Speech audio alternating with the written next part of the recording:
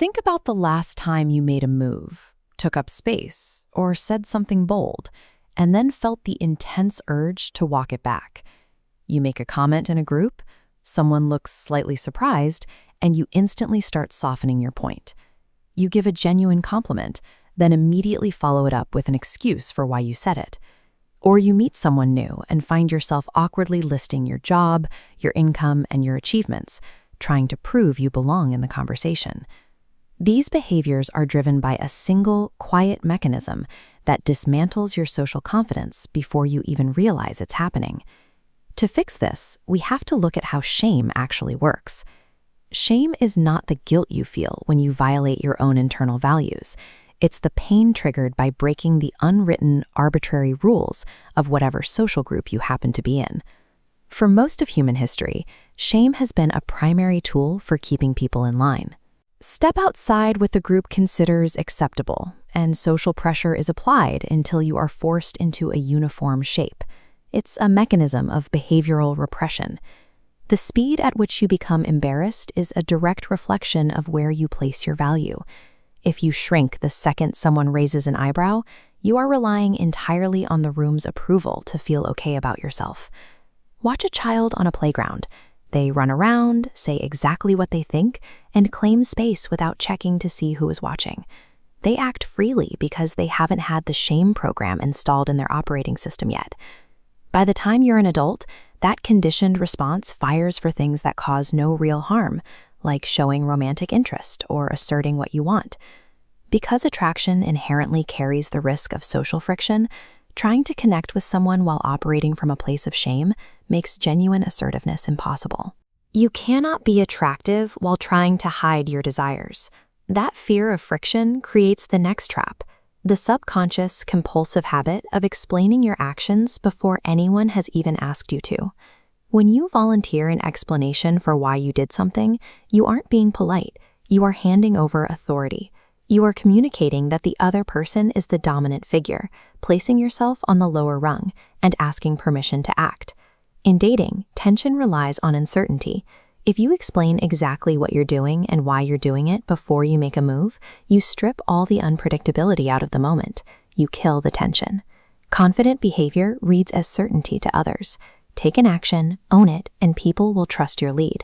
The second you start over-explaining, that certainty evaporates, exposing the insecurity underneath. This leads to a highly visible reflex, apologizing. If you make a genuine mistake or actually hurt someone, a direct apology shows integrity. But using an apology as a shield simply because you took up space or acted boldly is an active forfeiture of your ground. Often, people will express mild surprise or faux outrage when you do something bold. They aren't necessarily offended. They are testing you to see if you actually mean it, or if you're just pretending to be confident. The man who immediately takes it back, apologizes, and alters his behavior the moment he senses pushback has just failed that test. He proves that the other person's reaction entirely controls his reality. Being unapologetic doesn't mean you go around intentionally offending people just to prove you don't care. That's performative rebellion. It means you stand firm and unyielding in the face of friction, without rushing to retreat. The final trap is the most deceptive, because on the surface, it looks like ambition. It's called qualifying, attempting to logically prove your personal worth to someone by dropping hints about your income, your status, or your assets. Think about what happens when you try to convince someone you are valuable. The moment you start stacking up heavy credential blocks to prove your worth, the central pillar of your confidence cracks. The mere attempt to prove your value communicates that you believe it is in doubt. You see this in dating when a man feels he can't just initiate a conversation.